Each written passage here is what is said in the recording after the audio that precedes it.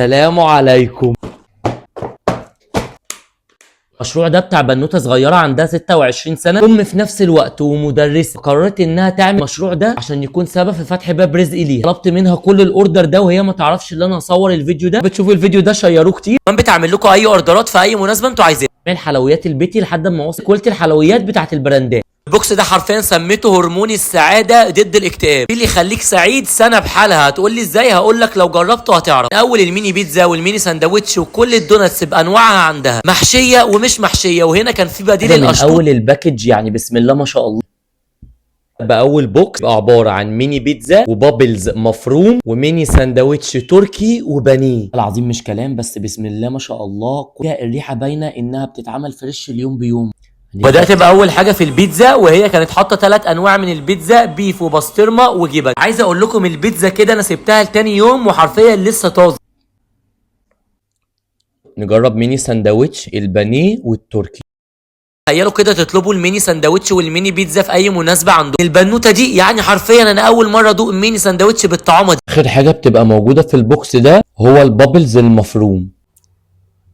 على تاني بوكس، بس ده بقى في الحلو، بيبقى عباره عن لوتس وشوكليت وسكر. بدات باول حاجه اللوتس، كانت غرقانه كده في اللوتس زي ما انتم شايفينه، وبتلمع كده من بره مع رشه اللوتس. صراحه كانت تقيله قوي بس طعمها كان عاجبني، يعني قلت لازم اكرر ابوظ الدايت النهارده. دخلت على اللي محشيه بالقشطه والكريمه زي ما انتم شايفين، ومتجرنشه من على الوش بالسكر. بصوا البظه كده بتاعت القشطه والكريمه. دخلت على اخر حاجه عندها في الدوناتس اللي الشوكليت، العجينه بتاعتها كانت طريه كده وتتاكل، هتعاني وانت بتمضغ حرفيا. شوكليت مع الوايت شوكليت كده متغرقين على الوش. دوناتس الواحده عندها كفيله انها تبوظ لك ريجيم شهري كده. السعاده طلبت منها بوكس اسمه هرمون السعاده ضد الاكتئاب. تهيالي مفيش بنوته مش هتعشق البوكس ده. انا اقول لكم ده بيبقى عباره عن ايه. بيبقى عباره عن كل حاجه هي عاملاها بايدها. اول الاكلير والدوناتس والرافاييلو. البوكس السعيد كانت اجمد رافاييلا دقها في حياتي عامه.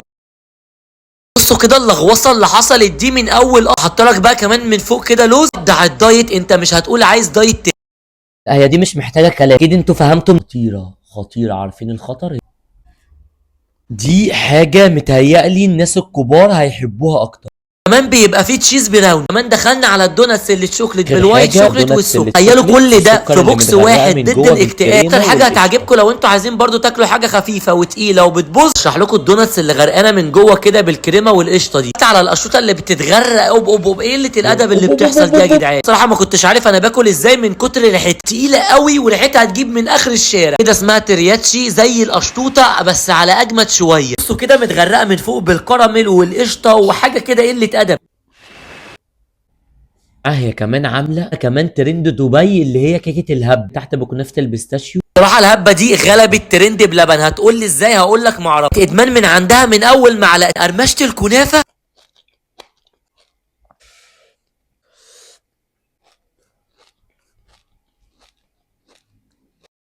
هي ما نسيتش كمان الناس اللي بتعشق التشيز كيك باللوت. عملت التشيز كيك كده متغرق بصوص اللوتس من فوق وبسكوت اللوت وايت شوكليت. عملت حاجه خفيفه كده تاخدها معاك لاي مكان. بوكس الجمال كاب كيك كده غرقان من الشوكليت شيبس. ده كان اسمه مافن، وكاب كيك شوكليت وكاب كيك فانيليا. ده بيتكون لك في بوكس واحد خفيف كده. اتصدمت من السعر بتاعه حرفيا. غرقانه في الشوكليت شيبس دي اكتر حاجه عجبتني حرفيا في البوكس ده. قطعه الشوكليت شيبس لوحدها عندها كده كفيله ان هي تخليك تاكل شوكولاتايه بحالها. بعد كده اللي بالشوكليت والفانيليا تقدروا تفطروا بيهم حرفيا. على انستجرام وعلى التيك توك بتوصل لاي مكان، وكمان هسيب لكم رقم التواصل بتاعها. هي مش بجامل، بسم الله ما شاء الله الحاجات بتاعتها ما فيهاش غلطه. ده الحاجات الخفيفه والتقيله في نفس الوقت. نفسك في اي حاجه في الحلويات لك وعلى المكان ده على طول.